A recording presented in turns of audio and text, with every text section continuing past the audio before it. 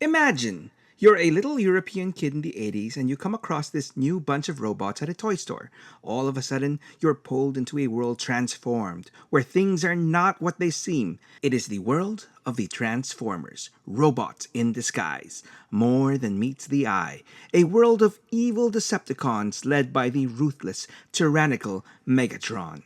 And standing against them, the Autobots, a heroic band of freedom fighters with a fearless, courageous, ever optimistic commander just primed for battle, taking the lead. Jetfire. Wait, what?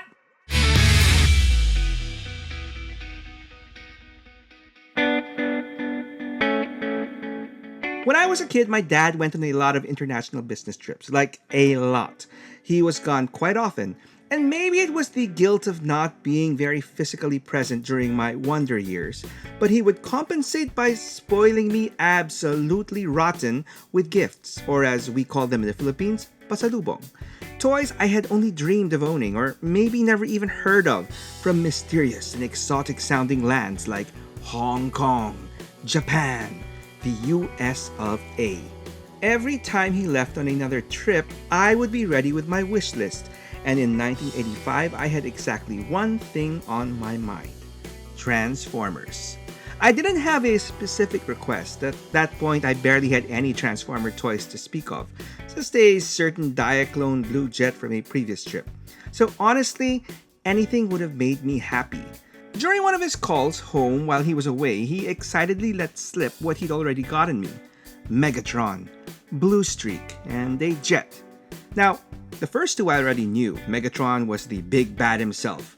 Blue Streak was one of the cooler looking Autobot cars. And a jet?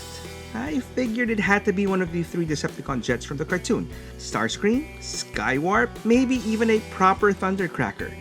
Any one of those would have been perfectly fine.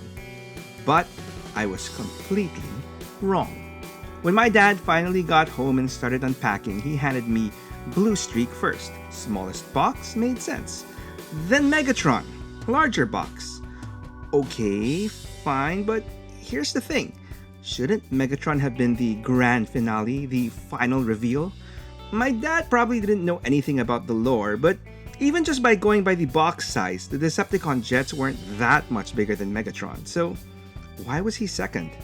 That mystery was answered only a few moments later when my dad pulled out the biggest box with a Transformer logo I had ever laid my eyes on.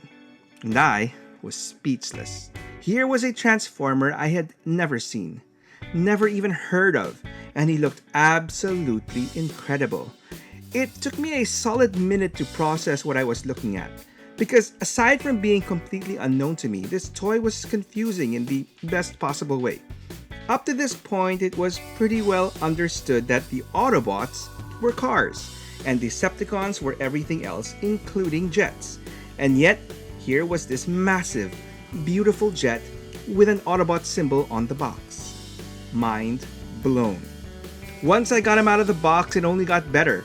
Jetfire was the largest Transformer I had ever held. And unlike most first-wave Transformers, the thing was articulated to the nines.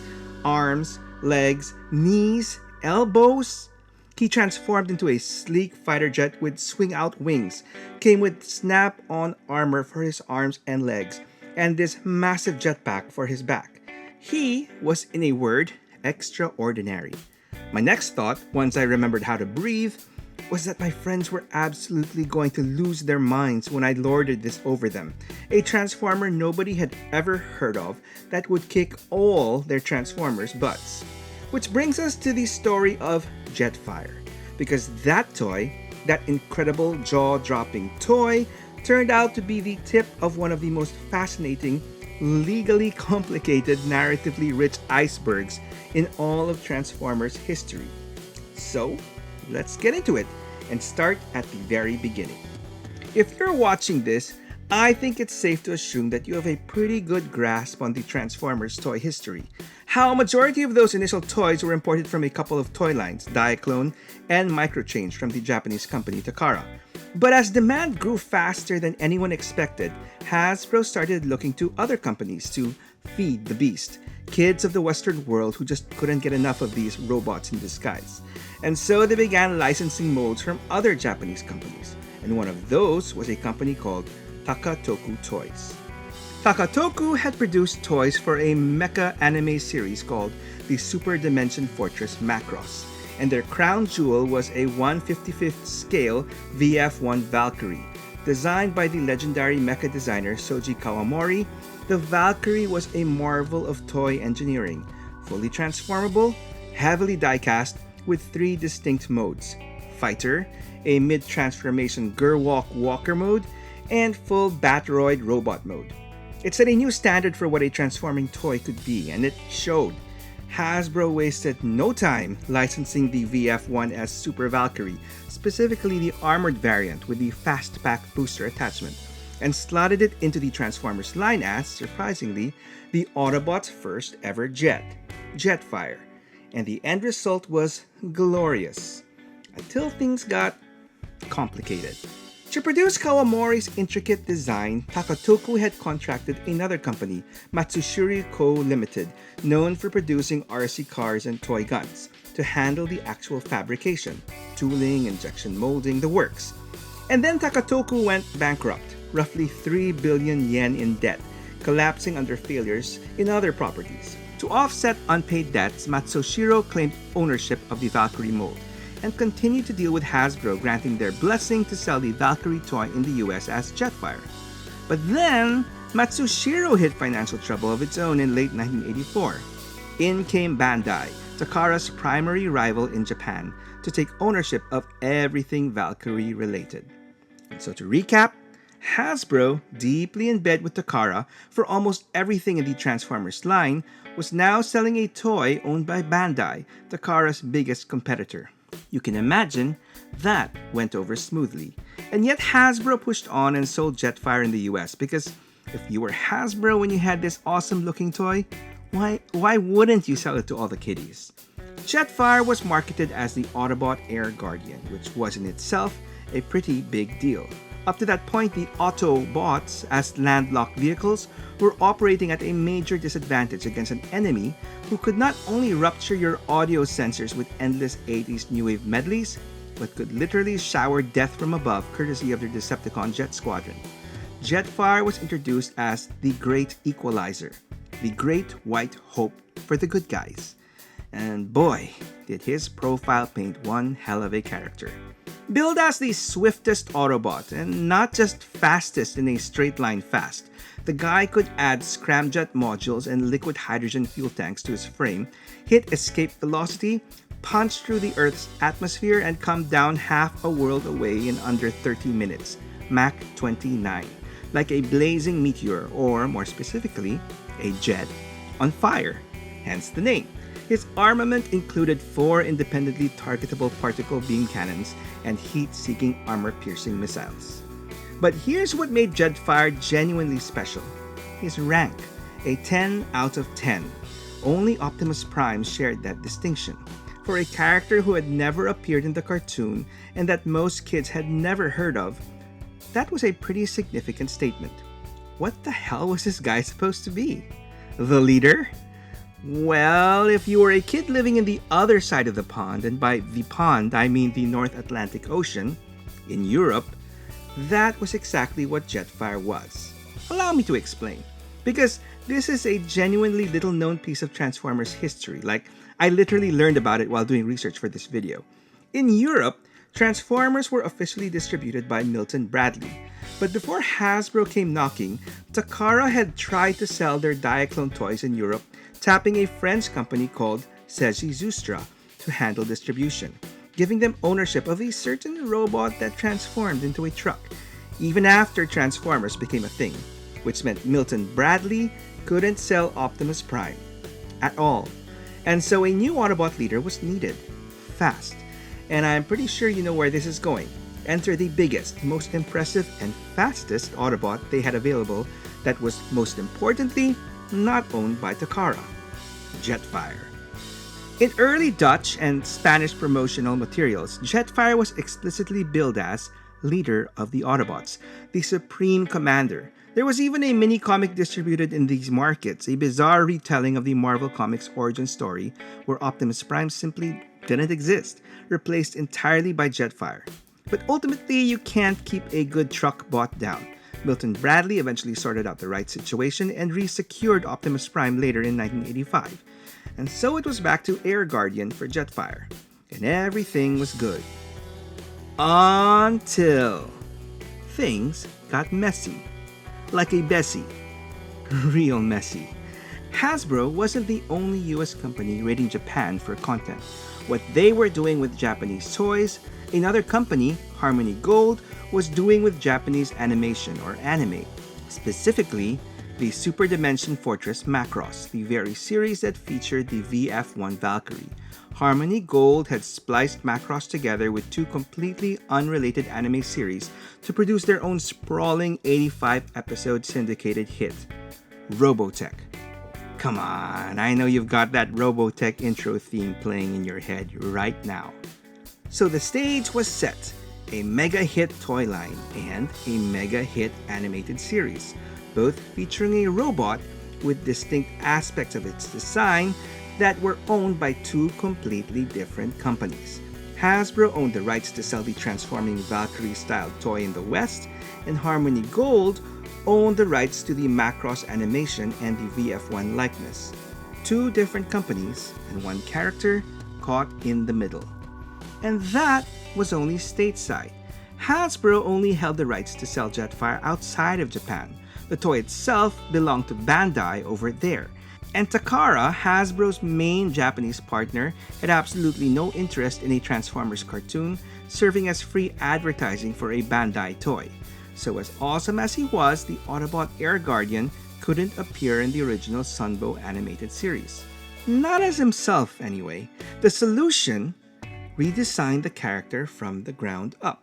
And just to cover all bases, change the name. The sleek F-14 inspired Valkyrie aesthetic was thrown out and replaced with a large, blocky Cybertronian transport. The cool battle-masked head with the horn guns? Gone.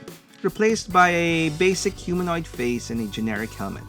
And just like that, the sleek, formidable Valkyrie was reduced to, frankly, a box with wings. The name Jetfire was changed to Skyfire. Admittedly, the one aspect of this reinvention I'd consider as an upgrade. And his function changed to no longer the Air Guardian. Skyfire was now, perhaps doubling down on his tech specs motto, among the mysteries of science lies the key of victory, a scientist.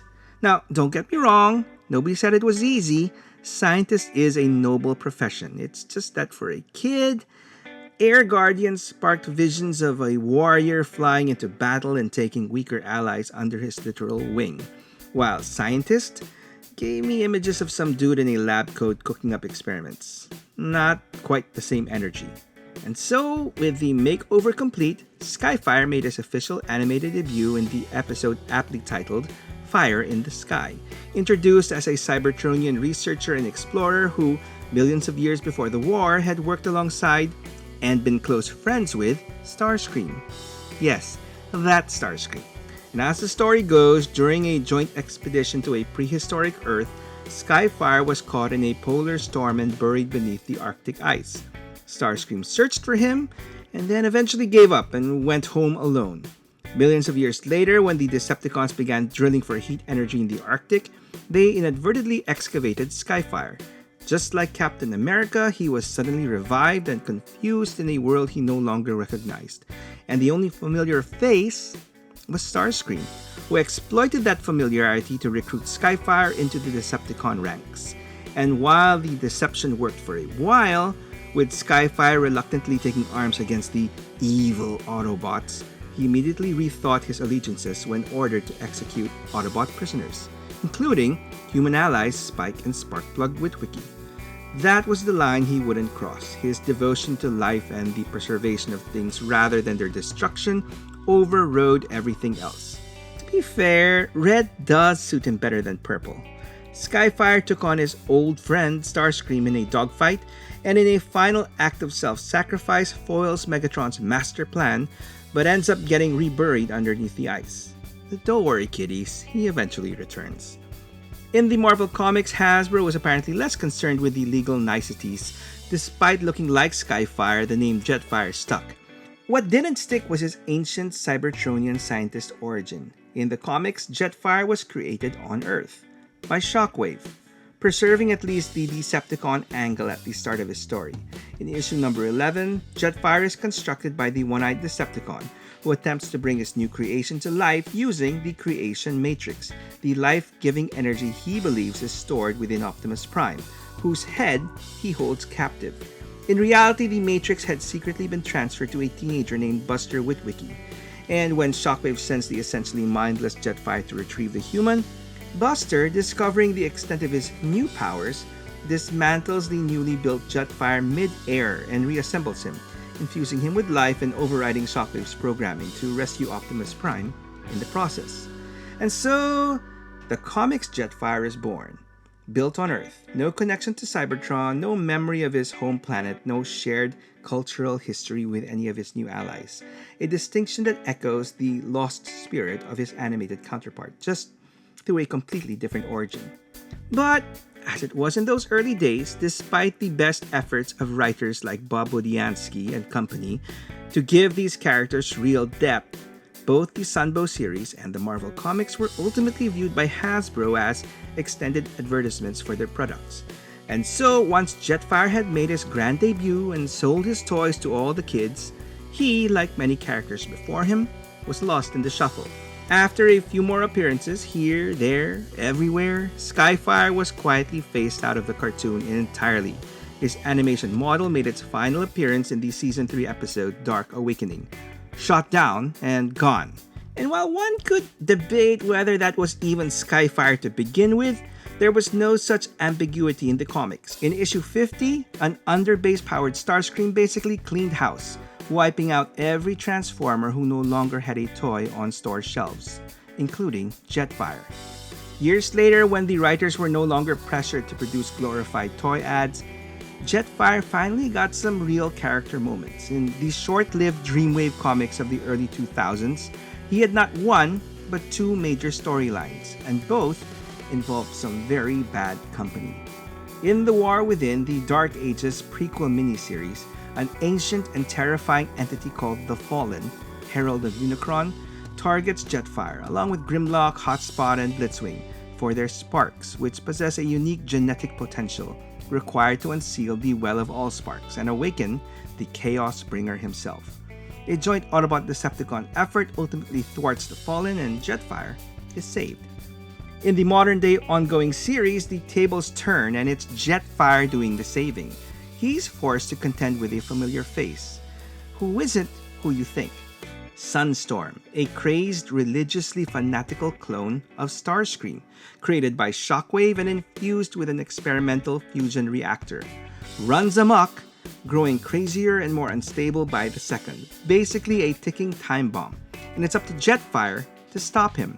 The confrontation escalates all the way into space, where the Starscream clone eventually becomes too unstable and violently explodes, taking out both the fanatical clone and our noble Autobot scientist along with him. And speaking of exploding, how would you like to see your Transformers collection explode with more detail than you ever thought possible? Care of today's sponsor, ToyHacks.com, producers of premium labels and sticker sets that take your figures to the next level, adding crisp, screen-accurate decos that the factory just didn't bother to put on there in the first place. So why not fire up your jets like the Age of the Prime's Power Glide with their brand new label set for that little red flying ace? And if Jetfire is your guy, I mean, you are watching this video, they've got a whole range of label sets covering Jetfires across multiple lines and eras. Whatever version is sitting on your shelf, chances are Toy Hacks has something for it. So what are you waiting for? Head on over to toyhacks.com today. Link in the description below. Jetfire's next major appearance came in IDW's Stormbringer miniseries, where he serves as captain of the Autobot science vessel, the Calabayao, alongside the Technobots, investigating mysterious energon readings on a supposedly dead Cybertron.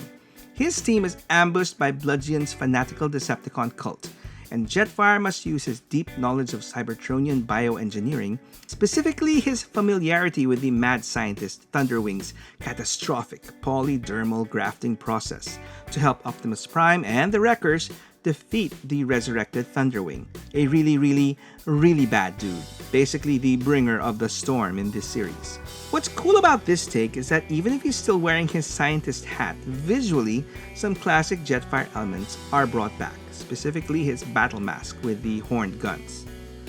Now, while Jetfire appears only sporadically over the rest of IDW's sprawling 13-year original run, he does manage to survive until the very end, playing his part in defeating Unicron in the final series closing arc.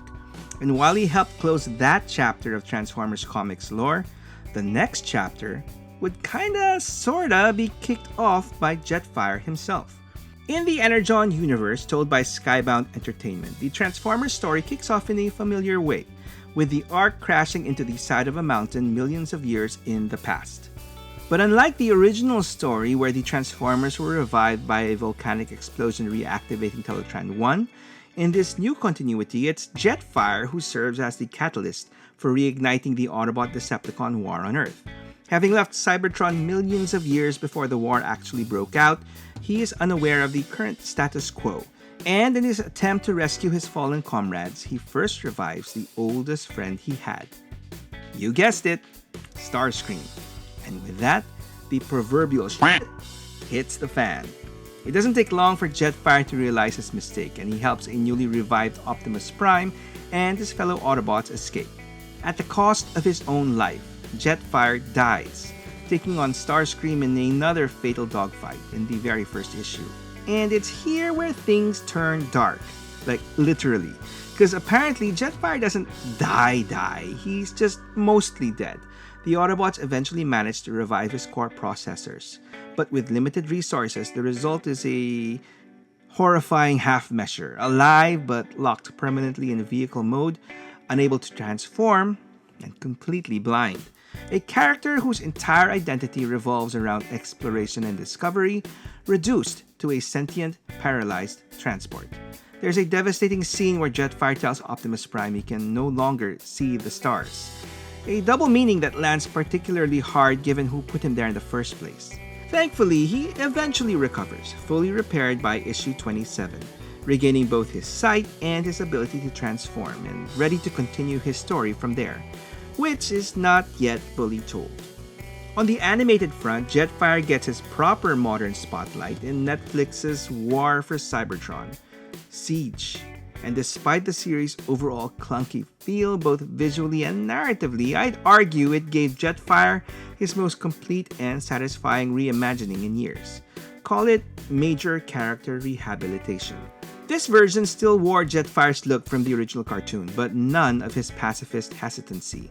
Here, Jetfire begins the story as the commander of the Decepticon Seekers. No passive scientist, but a full-blown warrior, a true menace of the skies, and apparently Starscream's superior. But he isn't evil. The story is set at the dawn of the war, at a point where faction lines and ideologies aren't yet fully drawn. Jetfire initially shares Megatron's vision for a restored Cybertron, but his sense of honor and idealism increasingly clash with Megatron's willingness to do whatever it takes to win.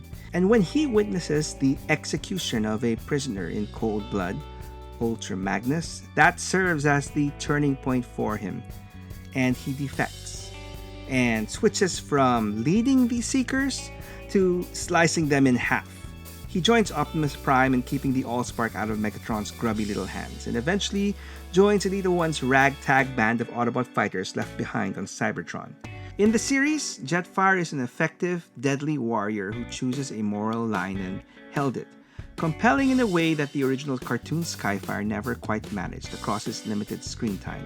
Despite being a central character in Siege, the follow-up Earthrise chapter sees Jetfire killed during a raid on the Decepticon fortress, caught in a massive blast detonated by Elita 1.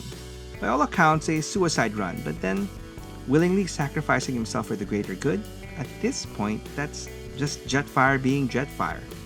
A name that, while usually synonymous with self-sacrifice and death, has managed to live on in other iterations. with different characters but still sharing the same name. In the Unicron trilogy of the early to mid-2000s, Jetfire was reimagined as a heavily armored space shuttle, serving as Optimus Prime's steady, competent second-in-command, capable of combining with Prime to form the massive Jet Optimus, introducing a new aspect to Jetfire that would be revisited quite dramatically in another version later on. The 2008 Transformers animated series took the most radical departure. In this continuity, Jetfire isn't a solitary figure. He's one half of a pair of twins, alongside his brother Jetstorm. The two served as the youngest members of the Cybertron Elite Guard, and crucially, they were created through a risky scientific experiment designed to give Autobots flight capabilities by cloning from Decepticon code, specifically Starscream. So yeah, even genetically, Jetfire's story is inseparable from Starscream. The twins also had elemental powers, Jetfire with fire, and Jetstorm with wind and ice. And together, they could combine into the Super Warrior Safeguard, equally effective against Decepticons and germs. Shout out to my Filipino viewers who will get that joke. And finally, from the youth of animated, we move on to the very opposite end of the spectrum, the ancient, decrepit individual from the live-action Bayverse. Jetfire makes his debut in the second movie, Revenge of the Fallen, and despite looking nothing like any version before him, he carries a surprising number of callbacks to his predecessors. Found rusting inside the Smithsonian disguised as an SR-71 Blackbird, this Jetfire, like the Siege counterpart, is a former Decepticon seeker who defected eons ago, disillusioned by the Fallen's cruelty. Maybe this Fallen tried the whole gimme or spark routine on him too, just like the one from the dark ages of Dreamwave's War Within. Who knows? What we do know is that this version is old, hunched back, walks with a cane, shuffling around, farting and jibber-jabber muttering, old, serving almost entirely as comic relief through the first two acts. That is, until the final act, where he ends up as the most self-sacrificing character in the entire movie, tearing out his own spark so that Optimus Prime, in a callback to the Energon combining gimmick, can merge with his remains to power up and defeat the Fallen. Morbid if you think about it, but once again, pretty much on brand for Jetfire. And since I mentioned it, what exactly is Jetfire's brand? Because across every continuity, cartoon, comics, movies, when you step back and look at all of it, three themes emerge that never go away, regardless of which version you're looking at. First, science versus war. While his original toy was very much a warrior, an air guardian, real-world legal issues forced him into the softer-edged scientist archetype, only to drag him back into battle anyway. In almost every origin story, Jetfire is introduced as a researcher, an explorer, a scientist, fundamentally not a warrior. He believes conflicts should be resolved through discovery and advancement, not firepower. But he keeps getting pulled into the fight, and that tension never fully resolves. He's the reluctant soldier who is also, when it counts, one of the most powerful beings on the battlefield. That contradiction is the core of his character. Second, Starscream. Jetfire's story is almost always told in relation to him, and the universe will simply not let Jetfire forget it. In the G1 cartoon, the collapse of their pre-war friendship is the emotional core of Skyfire's entire debut. In the Marvel Comics, it's an underbased powered Starscream who takes Jetfire down. In Dreamwave, the instrument of his destruction is Sunstorm, a fanatical clone of Starscream. In Transformers Animated, Jetfire literally exists because of Starscream, cloned from his genetic code. And in the Skybound comics, Starscream shoots Jetfire down the moment he brings him back to life. The deepest possible betrayal of a history that didn't need to end that way. Former friend, reoccurring executioner, genetic template, and every continuity in one form or another, that shadow follows Jetfire. No other character in the franchise is so completely and repeatedly defined by a single relationship, and it never stops being tragic. And the third and most poignant, self-sacrifice. More than any Transformer outside of Optimus Prime, Jetfire's defining move is giving up his own physical form for others. In G1, he buries himself in the Arctic ice to save the planet. In Dreamwave, he gets vaporized above the Earth's atmosphere to save his friends. In War for Cybertron, he willingly goes on a suicide run to take down his enemies. In the Bayverse, he tears out his own spark to power Optimus Prime. In Skybound, he endures blind paralysis as a living transport because the Autobots have no other way to fly. Over and over, across every version of this character, his massive frame gets spent in service of something greater than himself.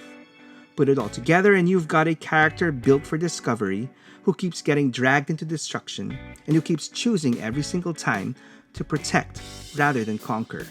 An old soul from a more peaceful time, perpetually out of step with the war around him. That's Jetfire. That's always been Jetfire, and appropriately enough, that legacy has been commemorated in plastic quite a few times over the decades. So, with that said, let's talk toys. We all have our regrets from our past, and for a toy collector like myself, a good number of them come from the toys we grew up with and lost through the years. And there have been quite a lot. But that original 1985 Jetfire, the one that blew my mind the moment my dad pulled that box out of his suitcase, the one I used to lord over my friends, that will always be my one greatest loss. I really don't know what ever happened to it. One day I had it and the next, gone. It remains one of the very few vintage toys that, given that opportunity, I would scoop up in a heartbeat. No questions asked. Unfortunately, this one looks to remain a white whale for me for the foreseeable future. Tracking down a vintage original in decent shape, complete, unyellowed, and reasonably priced is a tall order on its own. And a reissue? Fat chance. Harmony Gold has spent decades fiercely protecting their ownership of the Macross animation rights and the VF1 likeness. And you could argue they're probably still butthurt ever since Hasbro's toy rights locked their Robotech partner Matchbox out of producing a fully transformable Veritech toy back in the 80s. When Hasbro released a 2013 SDCC exclusive G.I. Joe Sky Striker redecoed in Jetfire colors, Harmony Gold immediately came swinging with a lawsuit, claiming the vintage Jetfire artwork on the packaging violated their ownership of the VF1 likeness. The case was settled out of court, and it's widely believed the settlement included a permanent stipulation barring Hasbro from ever reproducing the original mold, which means the 1985 toy remains a one-of-a-kind artifact. No second chances and no reissue coming. Although I heard a rumor that some factory in China is churning out knockoffs of this toy as we speak. It wouldn't be until 2006 that Jetfire returned to the toy aisles with two new modern releases. The first from the short-lived Titanium line, short-lived because some of the worst Transformer toys were released under that banner. That said, questionable QC aside, this toy is notable for being based on Jetfire's Cybertronian form as depicted in Dreamwave's War Within series, designed by one of the greatest Transformers artists ever. And that's not me showing any bias as a fellow Filipino. This guy's work is truly awesome. Don Figueroa. The other notable release that year was a more classic take in the Transformers Classics line, based on Jetfire's how he was depicted in the IDW's Stormbringer comic, which was a hybrid of his Jetfire and Skyfire designs. A cool idea on paper that I think was just held back by the engineering limitations of the time, looking a little bit awkward proportions-wise as compared to what we saw in the comics. Which brings us to the 2014 Generations Jetfire from the Thrilling 30 line, which took that hybrid idea of the classics and amped it up considerably. A sleeker jet mode, a removable masked robot mode that looked a whole lot closer to the original Valkyrie design. Like, seriously, I'm surprised Harmony Gold didn't go after Hasbro for this one. That said, I'm glad they didn't, because while some may argue the engineering is overly simplistic, this specific Jetfire holds a special nostalgic place in my collection, as the prized purchase of my honeymoon. Which means that despite Hasbro releasing arguably their best official Jetfire in the Siege line in 2019, my Generations Jetfire isn't going anywhere. But speaking of that Siege toy, boy did I almost miss out. When it was first announced, I figured I didn't need another Jetfire, especially one that leaned heavily into the cartoon Skyfire look. So despite numerous opportunities, I passed. I literally helped a friend's son source one out from an online seller during the pandemic, and even then I didn't bite. until I watched the Netflix series and got really into the character. And by then, sold out everywhere. FML. Fortunately, I did eventually manage to get one at a slightly inflated price, and let me tell you, this is not an exaggeration, this is probably the best official Jetfire you can get your hands on. Period. I've even heard people go as far as saying it could fit on a masterpiece shelf, and look, it is a great toy, but no, I respectfully disagree. Which is why I also got myself this guy. Taking a step back to 2017 when I was on the fence about going all in on collecting masterpiece Transformers, Fans Toys announced their take on a masterpiece Skyfire called Phoenix. I say Skyfire because this truly was a masterpiece scaled version of the G1 cartoon character, in all its unapologetically basic looking boxy glory, which, paired with a price tag of around $150 at the time, was enough for me to initially pass. But thanks to a trusty but overly aggressively convincing online vendor, I was eventually swayed to pull the trigger on Phoenix, as well as a masterpiece Reflector and Insecticons. So I guess I was all in. To this day, I thank that seller because he saved me a whole lot of money. All of those releases shot up in value on the secondary market to over double or triple their original prices. Yes, even Reflector. So, in retrospect, I'm grateful for being weak-willed and easy pickings for that vendor. Since then, Takara has released their own official masterpiece Skyfire, the MP57, which looks fine, but is slavishly faithful to the cartoon design right down to the wonky proportions. So as of today, Phoenix remains my default Jetfire on my masterpiece shelf, standing tall as the first representation of the attempt at breaking the norm and taking the Autobots to the sky. And speaking of breaking the norm, in 1986, the Decepticons returned that favor and created their own team of cars. If you want to know more about the bad guys' first major attempt to take over the roads with the Stunticons, I've got their story right here. Or if you want my latest one, you can find that over here. Either way, thanks for watching, and I hope to hear from you in the comments below. Go ahead and tell me your story.